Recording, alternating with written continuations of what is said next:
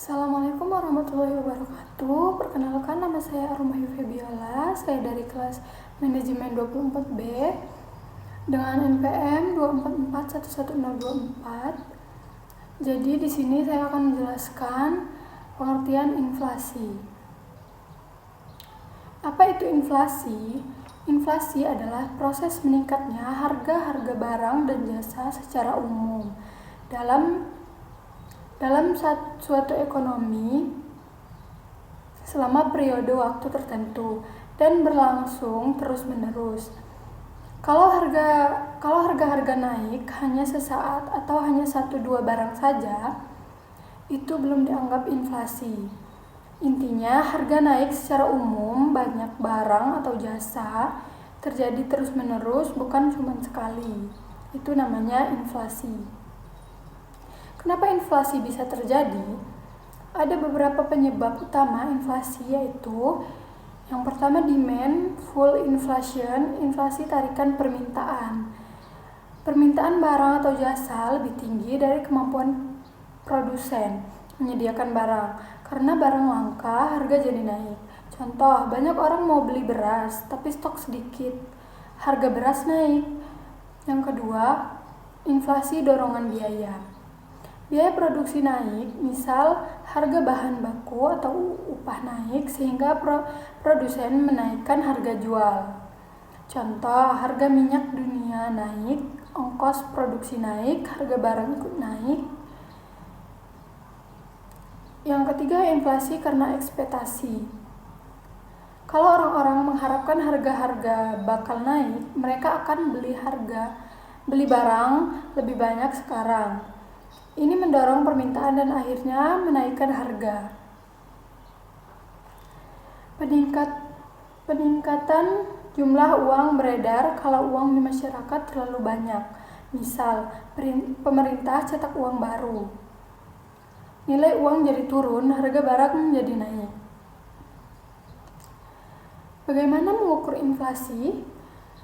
Biasanya inflasi diukur dengan indeks harga konsumen atau yang biasa disebut IHK. Menghitung perubahan harga dari sekumpulan barang dan jasa yang biasa dikonsumsi rumah tangga.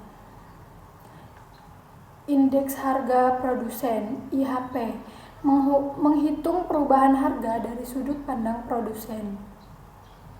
Dampak inflasi yaitu inflasi bisa berdampak positif atau negatif, tergantung seberapa besar tingkat inflasinya. Kalau inflasinya rendah dan stabil, ini normal, bahkan sehat untuk ekonomi, menandakan ada pertumbuhan ekonomi. Kalau inflasi terlalu tinggi atau yang disebut hiperinflasi, nilai uang turun drastis, daya beli masyarakat anjlok, harga barang jadi tidak terkendali. Kalau inflasi terlalu rendah atau malah deflasi, harga turun, orang menunda belanja karena mengira harga bakal makin turun. Produksi lesu, ekonomi melambat. Contoh kasus inflasi, misal tahun ini kamu beli nasi goreng dengan harga Rp15.000.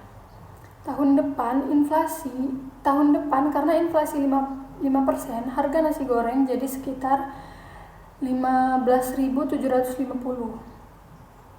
Kalau pendapatanmu naik lebih lambat dari kenaikan harga ini, maka daya belimu menurun. Jenis-jenis inflasi itu juga bisa diklasifikasikan berdasarkan tingkat keparahannya, yaitu inflasi ringan, kurang dari 10% per tahun. Masih wajar, tidak terlalu mengganggu ekonomi. Yang kedua, inflasi sedang, 10% sampai 30% per tahun. Mulai terasa dalam biaya hidup, tapi ekonomi masih bisa berjalan. Inflasi berat, 30% sampai dengan 100% per tahun, sangat mengganggu perekonomian. Daya beli masyarakat turun drastis. Dan hiperinflasi di atas 100% per tahun. Parah banget, uang hampir tidak ada nilainya. Contohnya, Zimbabwe tahun 2000-an, Jerman setelah Perang Dunia. Siapa yang diuntungkan dan dirugikan karena inflasi? Yang diuntungkan orang yang berhutang dengan bunga tetap, karena nilai uang yang mereka kembalikan jadi lebih kecil. Pemilik aset real, seperti properti atau emas, karena nilainya ikut naik. Yang dirugikan penerima gaji tetap, daya beli gajinya turun. Penabung, karena nilai uang tabungan tergerus inflasi. Kebijakan untuk mengendalikan inflasi, pemerintah dan bank sentral biasanya ambil langkah-langkah buat kontrol inflasi seperti kebijakan moneter, menaikkan suku bunga, orang lebih pilih nabung daripada belanja, permintaan turun, inflasi turun. Mengurangi sejumlah uang beredar, kebijakan fiskal, mengurangi belanja pemerintah, menaikkan pajak supaya uang di masyarakat berkurang.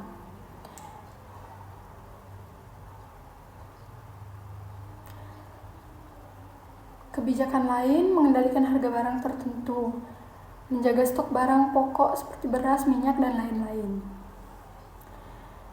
Inflasi versus deflasi. Kalau inflasi itu harga naik, deflasi adalah harga turun secara umum dan terus-menerus. Deflasi juga berbahaya karena orang menunda belanja, perusahaan rugi, PHK meningkat, ekonomi bisa masuk ke resesi.